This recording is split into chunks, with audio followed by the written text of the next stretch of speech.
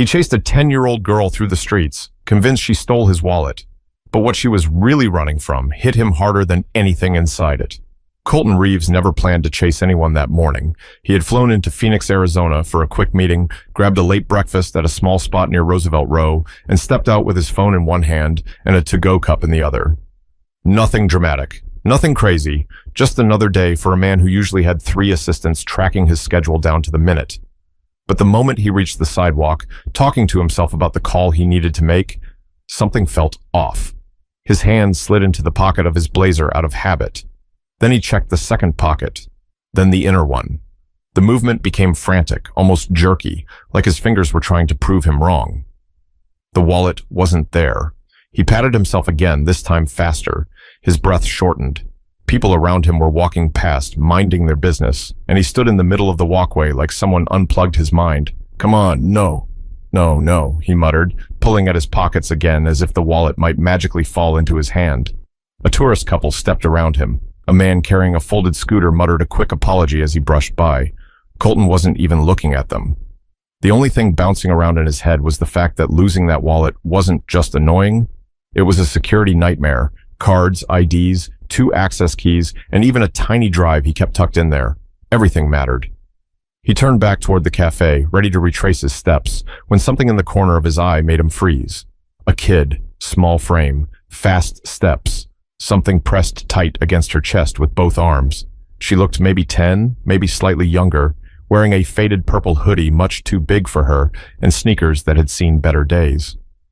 Her hair was pulled into a messy ponytail, and she moved like she'd done this run before, weaving between people, staying close to the edges of the walkway, and Colton's brain made a snap assumption. "That's her," he whispered under his breath, already taking a step forward. "She has it." His pulse spiked. He wasn't used to being stolen from. In fact, it had never happened. Not once. He had bodyguards for events, private drivers, systems, layers of protection. But right now, he was alone. Just a man in a blazer chasing a kid through downtown Phoenix. Hey, kid, he called out. She didn't look back. He moved faster, pushing through the flow of pedestrians. His voice sharpened. "Stop, I just want to talk to you." She turned her head for a split second. Her eyes widened, a mix of confusion and fear, like she'd just seen something she didn't expect. Then she sped up. Colton muttered, "You've got to be kidding me," and broke into a jog. His heart hammered, partly from running, partly from anger, partly from the embarrassment of knowing people were watching a grown man chase a little girl down the street. But something about the way she held the item, tight, defensive, made him sure it was his wallet. It wasn't just tucked under her arm like stolen goods. She held it like she was protecting it. Still, that didn't change his suspicion. A woman near a bus bench called out, "Sir, you okay?" Colton didn't even answer. His focus locked on the girl. "Stop running, I need that back," he shouted. She darted across the sidewalk, almost dropping the item she was clutching, then kept going. Colton felt a burn in his chest. He wasn't out of shape, but suits weren't meant for sprinting in the Arizona sun. Still, he kept going, weaving through people, dodging a man with headphones, almost colliding with a college student carrying iced coffee. "Come on, kid, just stop," he yelled again. The girl looked over her shoulder one more time, and for a second he saw the fear in her face, clearly, wide eyes, tight jaw, a kid who didn't understand why someone like him was chasing her. He didn't care, not right now. All he cared about was the wallet, and the possibility that this child had swiped it. But as she reached the crosswalk, her foot slipped for half a second. She caught herself, but the movement made something fall slightly out of her arms before she scrambled to grip it tighter. Colton saw the edge of a dark leather case, his wallet. He pushed himself harder. He felt people staring, whispering, probably judging. He didn't care. That small figure in front of him held his entire life. And he couldn't let her disappear into the crowd. He was gaining on her now. She cut right, heading toward the bus stop further down the street. He wasn't sure if she was trying to escape or find cover, but either way, he wasn't letting her slip away. His breath was shallow now, his steps heavy, his frustration growing with every second. But he kept running, because he had to know. But he didn't realize that what he was running toward wasn't a thief. It was the truth that would flip everything upside down. Colton didn't even feel the heat rising off the pavement anymore. All he saw was that small figure darting between strangers, slipping past adults twice her size, like it was second nature. She wasn't sprinting wildly like a troublemaker trying to get away. No, she moved with purpose, quick, sharp turns, staying close to the walls, eyes scanning everything around her. This wasn't a kid running just to run. She was trying to avoid something. "Kid, stop, please," Colton called out again, but his voice blended into street noise. Bus engines, conversations, the rush of traffic rolling past the intersection. The girl kept going. A man holding a stack of newspapers stepped aside just in time as she brushed past him. He frowned at her, then at Colton, barreling after her, and shook his head like he'd just watched something he didn't believe. Colton muttered under his breath, "Why won't she just stop?" His legs were starting to feel heavy. He wasn't built for sprints like this. Up ahead, the girl turned sharply into a narrower sidewalk, wedged between a taco stand and a souvenir shop. It was crowded, tight walkway, small tables, folding signs, cardboard boxes. She slid through them like she'd mapped the whole route an hour ago. Colton didn't have her size or her speed. He nearly tripped on a plastic crate. "Sorry. Excuse me. Coming through," he huffed as he pushed past a couple examining bracelets on a display. The woman looked after him and whispered loudly enough for him to hear, "Why is he chasing a child?" He winced. This was getting worse by the second. The girl looked back again. Not for long, just enough to check how close he was. Her ponytail bounced. Her breath came out in quick bursts. Her shoes slapped the pavement. Her eyes weren't angry. They weren't defiant. They were scared. And for a second, just a second, that gave Colton pause. But he couldn't stop. Not now. "Hey," he called, forcing himself to pick up speed again. "Just talk to me." A vendor leaned out of his cart and shouted jokingly, "Man, you training for a marathon or what?" Colton ignored him. He was close enough now to see the worn edges of the hoodie, the way the sleeves swallowed her hands, the frayed seam on her backpack. Her sneakers were so flattened at the heel they barely had shape. She didn't look like someone who'd go around stealing wallets for fun. She looked like a kid who'd had to grow up a little too fast. But none of that mattered right this second. He needed that wallet back. She cleared the end of the narrow lane and spilled out onto a wider sidewalk, nearly colliding with a group of teenagers taking pictures by a mural. One of them stepped back and said, "Whoa, careful!" But she had already slipped past, gripping the wallet like it was something she couldn't lose. Colton came out a moment later, breathing hard, sweat forming along his collarbone. He spotted her again, cutting toward a bus pulling in at the nearby stop. Oh, no, you don't," he breathed. He pushed harder, ignoring the burn in his lungs. The bus doors opened with a hiss. People began to board. The girl wasn't trying to get on. She moved around the crowd instead, toward the back of the shelter. "She's trying to hide," Colton muttered. His frustration grew sharper. His suit was sticking to his back, his patience running thin, and every step felt heavier. This was ridiculous. Him, a man worth millions, chasing a 10-year-old in old sneakers through Phoenix like this was a scene out of someone else's life. And yet, he kept going because he couldn't let his guard down, not when so much was at stake. A teenage boy stepped in front of him accidentally, and Colton had to sidestep hard, nearly losing his balance. The boy blinked. "Dude, what are you—" But Colton was already past him. He saw the girl slip behind the bus stop, head low, shoulders pulled in. She was out of breath now, too. He could hear her small breaths, even over the city noise. Her fingers clamped around the thing she carried. The exact shade of leather he recognized instantly. His wallet. "I see you," he whispered, pushing himself the last few steps. The sun beat down, shadows stretching across the pavement. A bus pulled away, leaving behind warm exhaust and a short gust of wind. Colton reached out with one hand, trying to get close enough not to startle her, but close enough that she couldn't bolt again.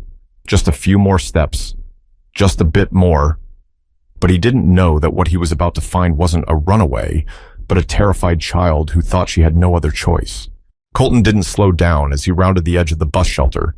The heat sticking to his skin, the strange looks from strangers, the embarrassment settling in his stomach. None of it mattered anymore. He had eyes on her, and this time she didn't have much room to slip away. The girl stood near the back of the shelter, her back pressed to the glass panel, her arms wrapped tightly around the wallet. Her cheeks were flushed, and her breathing came fast, sharp, like she was trying to hold back tears. She couldn't have been more than 10, maybe 11. At most, Colton stepped closer, trying not to sound as out of breath as he was. "Hey," he said, raising a hand gently. "I just want to talk." The girl's grip tightened. She looked like she was ready to sprint again, even though she could barely stand still without wobbling. "You dropped this," she blurted out before he could say anything else. Her voice trembled, small and strained. "You dropped it. I didn't take it." Her words hit him harder than he expected. He blinked. "What?" She shoved the wallet forward with both hands, her arms shaking. "I was bringing it back, I swear." Colton paused mid-step. His frustration stalled. His breath slowed. His thoughts scrambled. Up close, she didn't look guilty. She looked terrified. Okay, he said softly, taking another step, hands open. "Just breathe. I'm not mad." But she flinched anyway. Behind him, more people moved through the sidewalk, weaving past the shelter. A woman pushing a stroller slowed down, watching the interaction with narrowed eyes. A group of college students glanced over and whispered among themselves. Someone pulled out their phone like they expected something dramatic to happen. Colton swallowed hard. He wasn't in control of this moment. Not at all. And he hated how easily it could be misunderstood. He crouched down slightly, lowering himself so he wasn't towering over her. "What's your name?" he asked gently. The girl hesitated. Her eyes darted around as if checking whether she was safe enough to answer. Finally, in a voice barely above a whisper, she said, "Lena." A simple name, a quiet name, not the name of a thief. Colton nodded slowly. "All right, Lena, my name is Colton." He paused. "And I believe you, but why did you run?" She looked down at her shoes, one of them nearly peeling at the sole. "Because I knew you'd think I took it." Grown-ups always think that. The sentence stung more than he expected, not because she meant to hurt him, but because she said it like she had lived it more than once. Colton ran a hand through his hair and let out a shaky breath. "Lena, I didn't mean to scare you. I just saw you running with my wallet and I wasn't stealing," she snapped suddenly, louder than before, her voice cracked. "I was taking it to the library. There's an officer there sometimes. He knows my mom. He would have given it back to you." Colton froze. A kid running for safety, not escape. A kid terrified of being blamed for something she didn't do. This wasn't the scene he thought it was, not even close. He softened his tone even more. "Okay, I understand, and I appreciate you wanting to get it somewhere safe." He extended a hand slightly. "Can I have it back now?" Lena studied him for several seconds, her breathing still shaky. Then she slowly stepped forward and placed the wallet in his hand. Colton didn't move right away. He didn't flip it open or check if anything was missing. He just looked at her. She stood stiff, arms wrapped protectively around her stomach, like she expected him to yell at her or accuse her anyway. He didn't. Instead, he said quietly, "Thank you." Her eyes lifted, confused. "For real," he added. "You didn't have to pick it up. You didn't have to try to find help. You could have walked away." She didn't say anything, but he saw something in her face shift. Just a little. Not trust yet, but less fear. Behind them, the sounds of conversations, buses, cars and footsteps blended together, reminding him they were in public, exposed, on display. He straightened up and glanced around. People were still watching. A few looked relieved nothing terrible had happened. Others looked disappointed there wasn't more drama. He exhaled slowly. "Lena," he said, turning back to her, "can we go somewhere with some shade? You look like you're about to fall over." She shrugged weakly. "I'm fine." "You're not," he said gently. "And neither am I." For the first time, a tiny hint of a smile flickered on her face. Just for a second, he gestured toward a small seating area near the bus shelter. "Come on, let's just sit for a minute." Lena looked at him, at the path behind them, at the people still eyeing them. And then she nodded, just slightly, and the two of them walked toward the bench. But Colton had no idea that sitting down was only the start, because what she was about to reveal next would leave him questioning everything he thought he knew about her. Colton let out a slow breath as he eased himself onto the bench. Lena stayed standing at first. shifting her weight from one foot to the other, glancing around like she expected someone to jump out and accuse her all over again. Her hands fidgeted with the loose threads on her hoodie sleeve. Every sign pointed to a kid carrying far too much on her shoulders. "Sit if you want," he said calmly. "You don't have to, but it might help you catch your breath." Lena hesitated, then inched closer and sat down at the far end of the bench, leaving a full 3 feet of space between them. She kept her knees together, hands tight in her lap, like she didn't want to take up too much room. Colton watched her for a moment, not talking, not pushing. He was good at reading people, investors, partners, negotiators, but this was different. She wasn't someone trying to gain something. She wasn't playing a role or pretending she was just scared. He cleared his throat. "Look, I owe you an apology." Her head snapped up. "Why?" "For chasing you like that," he said. "I shouldn't have scared you." She blinked fast, as if she wasn't used to hearing an adult admit fault. "I thought you were going to call someone on me." He shook his head. "No, I just panicked. That wallet has important stuff inside." "I know," she said quietly. "That's why I picked it up." She said it so simply, so plainly, that it made him feel ridiculous for the chase, the shouting, the assumptions. Colton leaned back. "Can you tell me what happened? From your side?" Lena's foot tapped lightly against the concrete. She stared straight ahead, watching a man lock up his bike nearby. "You dropped it when you were talking on your phone," she began. "I saw it fall. I said, 'Sir,' but you didn't hear me. Then people walked over it, and I didn't want it to get stepped on." Colton cringed slightly. She had tried calling out to him. He'd been too distracted. "So I picked it up," she continued. "But when you turned around, you looked mad. I thought you'd think I took it. Grown-ups always think the worst." He felt a pinch in his chest. "Has that happened to you before?" Lena shrugged one shoulder. "Sometimes teachers, sometimes store people, sometimes neighbors." He looked at her, really looked this time. This wasn't a kid acting guilty. This was a kid conditioned to expect the world to assume the worst about her. He rubbed his thumb along the edge of his wallet. "I'm sorry, Lena. Truly. That should never happen." She didn't respond, but the tension in her shoulders loosened just a bit. A bus pulled up in front of them, releasing a wave of hot air and the smell of old rubber. A small crowd formed aboard. A pair of teenagers joked loudly. A woman with a tote bag shuffled past the bench, glanced at Colton, then at Lena, then kept walking. Colton leaned forward, elbows on his knees. "Can I ask something else?" Lena looked wary. "Like what?" "Why the library, of all places?" She exhaled, long and shaky. "There's an officer there sometimes, Officer Dunn. He helps kids who get in trouble for stuff they didn't do. My mom knows him. He's nice." Colton raised his brows. "So you were going to give him the wallet?" She nodded. "He would have known what to do. And he wouldn't have yelled at me or called people on me." Her voice cracked at the end. Colton's chest tightened hard. This child didn't run because she was guilty. She ran because she needed protection, and that realization sat heavy in his gut. He looked at her small hands, the dirt under her nails, the slight fraying on her backpack, signs of a life that hadn't handed her many breaks. "You must have been scared," he said softly. "I wasn't scared of you," she replied. "I was scared of what you might do." That sentence sat between them like a weight. He nodded slowly.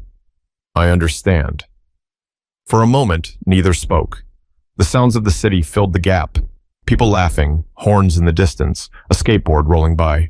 Then Lena turned her head slightly. "Are you going to tell my mom?" He blinked. "Do you want me to?" "No," she whispered. "She's already stressed." Colton hesitated. "Because of money stuff?" Lena shrugged again. Not an answer, but definitely an answer. He leaned back, quiet, thoughtful. This kid didn't ask for help, didn't expect kindness, didn't think adults would believe her, and she wasn't wrong to feel that way. He rubbed his hands together, trying to figure out the right words, the right tone. He didn't want to make her feel smaller than she already did. "Lena, I'm not mad at you," he said. "I never should have assumed anything." She opened her mouth, hesitated, then whispered, "I didn't want you to lose your stuff. I was trying to help." A lump formed in his throat. She hadn't just done the right thing. She'd done more than most adults would bother to do. He stared down at the wallet in his hands, And for the first time since his morning began, he wasn't thinking about what was inside it. He was thinking about the girl beside him. But what he didn't know yet was that this moment, this tiny slice of time at a bus stop, was only the surface. Because Lena's situation ran deeper than a lost wallet, and the truth waiting behind it would change everything for him. Colton sat there with the wallet resting loosely in his hands, but the weight he felt wasn't from the leather. It came from everything Lena wasn't saying. The gaps in her sentences, the hesitations, the way she kept glancing over her shoulder like someone might appear and blame her for something else. He shifted slightly on the bench. "Lena, can I ask you something? And you can say no if you want." She didn't answer right away. Her eyes moved across the sidewalk, tracing the tiles like she was counting them. Finally, she nodded. "Why were you out here alone?" Her fingers stopped fidgeting. Her shoulders rose a little, then fell. "My mom's working," she said quietly. "At this hour." "She works all kinds of hours," Lena replied. "She cleans rooms at a hotel near the airport. Sometimes morning, sometimes late, sometimes both." He swallowed. "And you're on your own during that?" Another shrug, her way of not revealing too much. "I know how to take care of myself." No 10-year-old should have to say that Colton opened the wallet in his hands, not to check the contents, but almost as a reflex. Something familiar to ground him. Everything seemed untouched. Cards, keys, that tiny drive, even the spare cash. He looked up. "You didn't take anything." Lena frowned. "Why would I? I told you." "I know," he said quickly, lifting a hand. "I didn't mean it like that. I just wanted to say, I see that you were honest." She watched him for a moment, then leaned back slowly, her feet barely touching the ground as they swung lightly under the bench. "My mom says that doing the right thing is harder when people think you're lying," she murmured. Colton let that sit in the air. She wasn't trying to guilt trip him. She was stating her reality, plain and simple. He cleared his throat. "So, you were going to the library to find that officer?" Lena nodded. "He helps people. He helped my mom once when someone said she broke a window at work." She paused. "She didn't." "What happened?" "He believed her," Lena said with a tiny smile. "He checked the cameras. He told the manager it wasn't her." Colton felt a small ache in his chest. How many people doubted this family? How many times had they been forced to defend themselves? "You trust him," Colton said. Lena nodded again. "He listens." Something in her tone told him adults didn't listen to her often. A loud honk burst from the street, making Lena jump a little, Colton noticed, but didn't call attention to it. He let a few seconds pass. "What were you planning to do after dropping off the wallet?" he asked gently. "Go home," she replied, "and finish my worksheets." "For school?" "Yeah." "Do you like school?" She hesitated. "Sometimes." "What makes it hard?" "People," she said softly. "Some of them think they know everything about you because of stuff." Colton knew that feeling in a different way. People saw his money before they saw him. People saw her circumstances before they saw her, and both were wrong. He took a slow breath. "Lena, I'm really sorry you've had to deal with so much. You shouldn't have to." She shrugged again, but this time her voice cracked slightly. "It's normal." He shook his head. "No, it shouldn't be."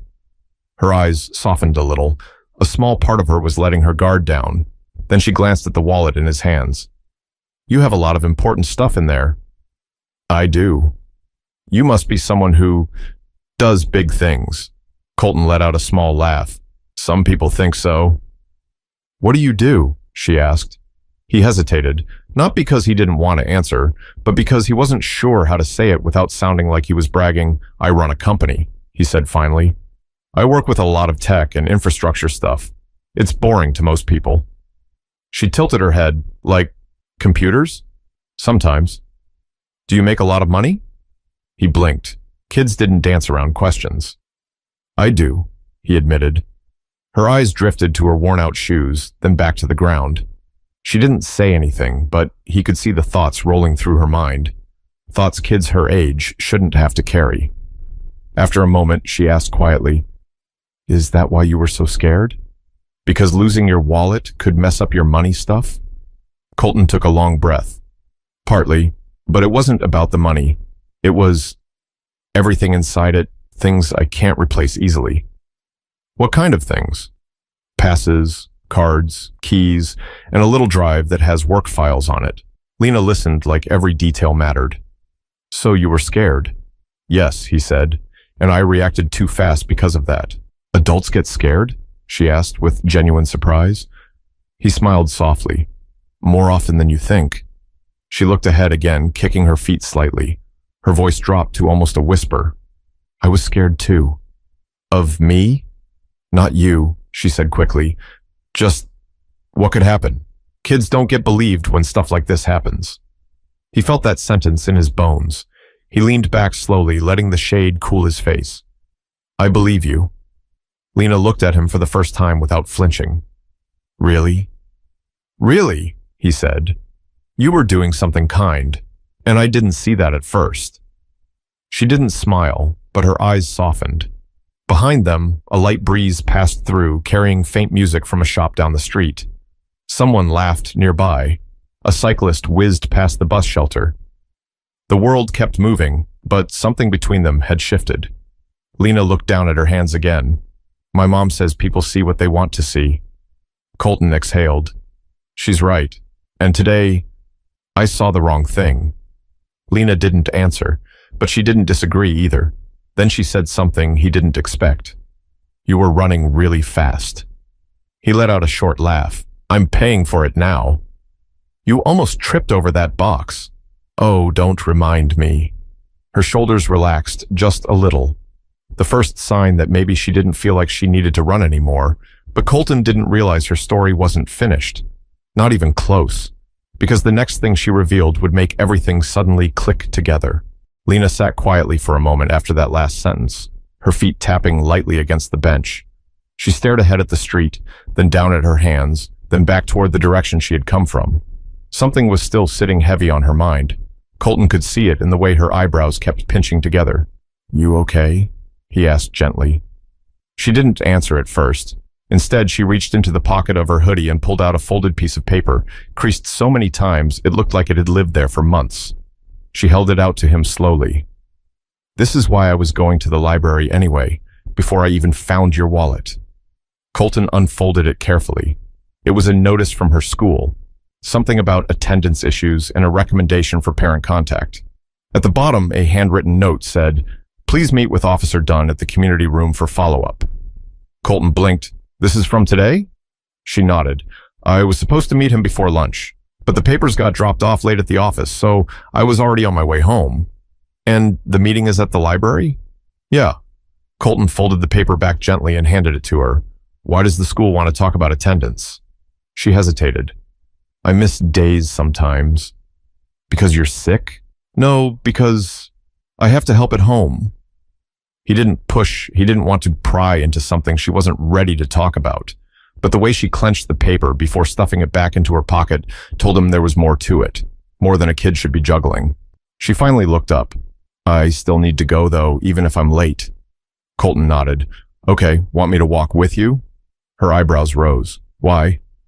Because I feel responsible for delaying you, he said simply. And because I think talking to that officer is important for you. Lena stared at him for a few seconds, unsure whether to trust the offer. You don't have to, she whispered. I want to, he replied. She looked down at the sidewalk again. It's not far. Then it won't take long, he said. She finally gave a tiny nod. They stood from the bench and began walking side by side, though she still kept a slight distance between them. The sun was high now, casting sharp shadows beneath the palm trees lining the street. Cars hummed past. People crossed in clusters. A skateboard clacked over a crack in the pavement. Lena kept her hands tucked into her sleeves. You're not scared I'll run again? No, Colton said with a soft smile. You were never running from me. Not really. Her eyes flicked up, unsure how to respond. She wasn't used to hearing adults speak to her like that. They walked through the sidewalk as the crowds thinned. A few blocks down, the library came into view. A tall building with large windows. Kids' posters taped unevenly across the front door. A mural covered the side wall, showing bright colors and cartoon books stacked like skyscrapers. Lena's pace slowed a little as they got closer. Colton noticed. "What's wrong?" "Nothing," she said automatically. "Lena," he murmured. She bit her lip. "I don't want him to think I'm in trouble. I already got the notice, and now I'm late. And if he asks where I was, I don't know if he'll believe me." Colton stopped walking. "Listen to me," he said, lowering his tone. "You brought back a wallet that wasn't yours. You were headed to a safe place, and you're trying to meet with someone who helps you. That tells me you're doing the right thing." She looked at him, searching his face. "That's what he's going to see too," he added. Lena didn't move for a moment. Then she nodded slowly. They reached the entrance. Colton held the door open for her, but Lena hesitated again, glancing up at him. "Do you want to come in with me?" she asked. He swallowed. She asked the question like she was asking a huge favor, not something small, like she didn't get to rely on people often. "If you want me to," he said. "I do," she whispered. So he followed her inside. The air was cool, carrying that familiar mix of books, carpet, and faint cleaning supplies. A librarian at the front desk gave them a polite smile. Kids whispered at the computers. A volunteer rearranged a shelf of picture books. Lena led the way toward the community room at the back. Colton stayed a few steps behind her. He wasn't sure why he felt protective already. Maybe it was the way she kept glancing back to make sure he was still there. Or maybe it was the fear in her eyes that she tried so hard to hide. When they reached the room, Lena paused at the door, took a small breath, and stepped inside. A man in a polo shirt looked up from a table, a badge clipped to his collar. "Lena?" he said, surprised. "You made it." She nodded, then stepped slightly to the side, revealing Colton behind her. Officer Dunn's eyebrows lifted. "And you brought a friend?" Colton raised a hand lightly. "Long story." "It is," Lena echoed quietly. Officer Dunn looked between them for a moment, then pulled out a chair. "All right then, let's hear it." Colton sat down beside her, but he didn't know that what Lena was about to admit, right here in this quiet room, was the part she'd been too scared to say out loud until now, and it would hit him harder than anything she'd told him before. The community room was quiet, almost too quiet. The kind of stillness that made every rustle of paper, every shift in the chair, sound louder than it should. Lena sat stiffly beside Colton, her fingers twisted together, her eyes aimed at the table like she didn't trust herself to look anywhere else. Officer Dunn leaned forward with a calm expression, elbows resting on his knees. "I'm glad you came, Lena. I know it's been a rough week." She swallowed hard. "I didn't skip on purpose." "I know," he said gently. "That's why I wanted to talk to you. I want to understand what's going on." Then he glanced at Colton. "And I'm guessing he's here because he's part of that story somehow?" Colton gave a small nod. "Very recently, yes." Lena let out a shaky breath. "I found his wallet on the street, and everything got messed up." Officer Dunn raised his brows slightly. "Messed up how?" "I tried to bring it here," she said quickly, "but he thought I took it. He chased me a lot." Colton rubbed the back of his neck, embarrassed all over again. "I completely misread the situation." The officer nodded slowly. "All right, I trust her version. She wouldn't lie about that." Lena's shoulders relaxed a little. "But," Officer Dunn continued, turning back to her, "that still leaves the school notice. They've been calling your mom for days." Lena went utterly still. Colton watched her face carefully. The way her jaw tightened, the way her eyes darted to the door as if she considered running again, the way her shoulders drew in like she was bracing for impact. Officer Dunn softened his tone. "Lena, your mom isn't in trouble. You aren't either. I just want to help, but I need to know what's going on at home." Lena blinked hard, and her voice cracked when she finally spoke. "My mom doesn't know about the notices." He frowned. "Why not?" She doesn't check the school messages all the time," Lena whispered. "And when she works late, she sleeps through the morning. She's tired all the time, and I don't want to make things harder for her." Colton felt something twist in his chest. Officer Dunn nodded thoughtfully. "Is that why you're missing days?" Lena hesitated. Then the truth slipped out like she'd been holding it behind her teeth for weeks. "Sometimes I stay home to watch my baby brother." Colton's eyes widened. The officer's expression softened even further. "Your brother?" Officer Dunn asked. "He's one," she murmured. And my mom can't always get someone to watch him. So I stay home, I feed him, I change him, I try to keep him quiet so she can sleep a little before work. Colton stared at her, stunned. A 10-year-old doing the work of an entire caretaker. Lena, he said quietly. She kept her eyes down. I don't want him to cry all day, and Mom says she's doing everything she can. She really is. I know she is, the officer said gently. But you shouldn't have to carry all of that. She pressed her lips together, fighting tears. If I tell her the school is mad, she might lose hours, and we need those hours. We barely have enough now. Colton's throat tightened, hard. This wasn't a kid making excuses. This was a kid trying to hold together a situation too big for her to handle. Lena, he said slowly, does your mom know you're helping this much? No, she whispered. She'd feel bad. Officer Dunn leaned forward. You know, keeping all of this inside isn't good for you, right? And it's not safe. If something happened to the baby, I'd take care of it, she said quickly. I always do. Her voice cracked right in the middle, betraying the weight behind it. Colton felt something inside him shift.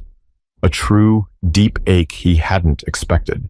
He'd spent his morning thinking his biggest problem was a missing wallet. This little girl had spent her morning managing responsibilities that would overwhelm someone 10 times her age. Officer Dunn took a breath. Lena, I'm not here to punish you. I'm here to help. And I need to talk to your mom so we can figure out a plan. Lena's head shot up, panic flashing in her eyes. No, please don't. She'll think I made things worse. She's already worried about losing her job. The officer shook his head. I'm not calling her boss. I'm not reporting anyone. I just want her to know what's going on so she's not blindsided. Lena looked at Colton suddenly, as if hoping he would stop it somehow. He leaned closer. He's not trying to make trouble, Lena. He's trying to make things easier for you. She shook her head fast. Nothing is easy. He hated how true that sounded coming from someone so young. Officer Dunn waited a moment, then spoke gently. Lena, tell me something. When you were running with his wallet, were you scared because of him? Or because you thought someone else might see you holding it and jump to the wrong idea? Her eyes filled instantly, and that was answer enough. Officer Dunn's jaw tightened with empathy. I'm sorry you've had to feel that way. Lena wiped her nose with her sleeve. It just looked bad, and I didn't want to get blamed again. Again? Colton repeated quietly. She nodded. A few months ago at the grocery store, someone thought I took a pack of gum. I didn't. It was in my pocket from the day before, but they didn't believe me. Colton clenched his jaw. This kid had been carrying fear as if it were part of her daily routine. Officer Dunn nodded slowly. That explains a lot. Lena sniffed and pulled her hoodie sleeves over her knuckles like armor. I wasn't trying to run away forever. I just wanted to get to the library before something went wrong. You were trying to do the right thing, Colton said. Lena lifted her head. I was trying not to get in trouble. Colton looked at her, seeing more clearly than ever the kind of life she lived. A life built around avoiding misunderstanding, avoiding blame, avoiding consequences she didn't deserve. He exhaled slowly. Officer Dunn looked between them. I think we can work through this, but we need to make a plan to help you and your mom. You shouldn't be carrying all this alone. Lena blinked rapidly again, the tears winning this time. I just don't want to mess anything up. Colton felt the sting behind his eyes, that rare, sharp kind of emotion he didn't experience often. You didn't mess anything up, he said softly. You were trying to help. You tried harder than most adults would. Lena wiped at her eyes again, shoulders trembling. Officer Dunn leaned back, sighing quietly. We'll figure it out, Lena. I won't leave you and your family hanging. Colton looked at her and made a decision without saying it out loud. He didn't know how yet, or what it would look like, but he wasn't walking away from this child's life the second he got his wallet back. She deserved better than the weight she was carrying, but neither of them knew that the next part, the toughest conversation of all, was coming fast. And once the truth reached her mom, everything would shift in ways none of them expected. Officer Dunn stood up from his chair, hands resting lightly on his hips as he thought.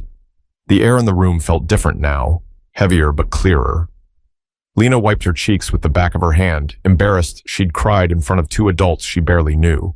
Colton angled himself toward her, lowering his voice. Hey, none of this is your fault. You've been doing more than anyone your age should ever have to. She shook her head. If I tell my mom everything, she'll feel bad. She already works so much, and I don't want her to think I can't help. You are helping, Colton said gently, but you shouldn't be doing it alone. Before Lena could answer, there was a soft knock on the door. Officer Dunn turned. That must be her. Lena's whole body tensed, like every fear she'd been carrying jumped straight to the surface. She pressed her hands together so tightly, her knuckles turned white. The officer opened the door, and a woman stepped inside. Mid-30s, hair pulled into a loose bun, uniform shirt from the hotel still on, exhaustion written all over her face. She had a badge clipped to her collar and keys hanging from a lanyard. Her eyes instantly locked on Lena. Ilya? She breathed out, stepping forward. Are you okay? Lena's eyes widened. Mom, I didn't mean... Her mother dropped to her knees, hands on Lena's shoulders. Why didn't you tell me you had a meeting today? I didn't want you to worry, Lena whispered. You're always tired. Her mother closed her eyes, breathing in slowly, then pulled Lena into a long, trembling hug. Baby, I'm tired because I'm trying to keep us afloat, not because you're a problem. Officer Dunn approached with a soft tone. Ma'am, nobody's in trouble. We just want to make sure Lena feels supported. She nodded, brushing tears from her daughter's cheeks. I thought everything was fine at school. I didn't know she was missing days again. Lena stiffened. I didn't want you to get in trouble at work. They already cut your hours last time. Her mom froze, hurt flickering in her face. You've been staying home because of me? Lena nodded, staring at the floor. Colton felt something twist inside him again. The moment was raw. A little girl desperate to protect her mother, and a mother desperate to hold everything together. Her mom pulled her in closer. You can't take care of everything by yourself. That's not your job. That's mine. But you need help, Lena whispered, and I can help. Yes, her mom said softly, brushing Lena's hair back. But not like this. Not at the cost of your school or your childhood. Colton cleared his throat gently. She told us how much she worries about making things harder for you.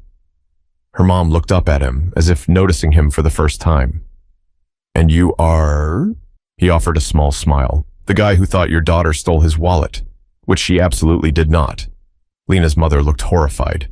Oh no, Ilya. It's okay, Mom, Lena said quickly. He knows I was trying to return it. I do, Colton said. And she was going to bring it here, to do the right thing. Her mother's eyes softened. That sounds like her. Officer Dunn stepped in. I think we can find a way to support this family. There are programs, after-school resources, even childcare options. Lena's mom sighed, the weight of everything finally cracking through her voice. I've been trying to sort it out, but nothing has lined up yet. That was the moment Colton spoke without fully thinking, but with complete sincerity. Maybe I can help. Lena and her mother looked at him, startled. He raised his hands, not wanting to overwhelm them. Not in a big, intimidating way. I can cover the cost of childcare for a while or help find a reliable sitter, or whatever you're comfortable with. Her mother blinked at him, unsure if she heard correctly. Sir, that's too much.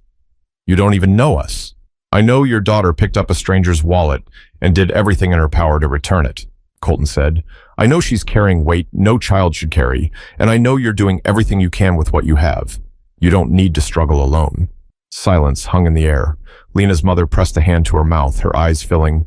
I don't know how to thank you. You don't have to, he replied softly. Just let someone help you the way Lena was trying to help me. Officer Dunn nodded approvingly. It's a generous offer, and it could make a real difference. Lena watched them quietly. Mom, it's okay. He's nice. Her mother laughed through her tears. I can see that. Colton knelt slightly to be at Lena's eye level. Remember when you asked if adults get scared? We do. I was scared this morning, but you didn't run with my wallet because you're a bad kid. You ran because you've learned this world doesn't always give you the benefit of the doubt. He paused. You deserve better than that. Lena swallowed hard. Are you still mad at me? Not even a little, he said. You showed more honesty and courage today than most grown-ups." Her cheeks warmed with the smallest, shyest smile. Officer Dunn clapped his hands lightly. "All right, let's figure out a plan to help this family move forward." Lena turned to her mom cautiously. "Are you mad at me?" "No," her mom whispered, hugging her again. "I'm proud of you, but I don't want you carrying everything alone anymore." Colton stood beside them, feeling something inside him settle, a quiet understanding that sometimes the smallest moments change people the most. A lost wallet, a frightened girl, a morning he thought would be ordinary. Instead, he found a truth about compassion he didn't know he needed, and he wasn't going to forget it. Because kindness didn't fix everything, but it opened the door to something better. Sometimes the people who seem the strongest are the ones holding the heaviest burdens. And sometimes doing the right thing isn't about grand gestures. It's about seeing someone clearly when the world usually looks past them. If this story moved you, share it with someone who might need a reminder that compassion still matters. And if you want more stories that hit close to the heart, make sure to follow along for the next one.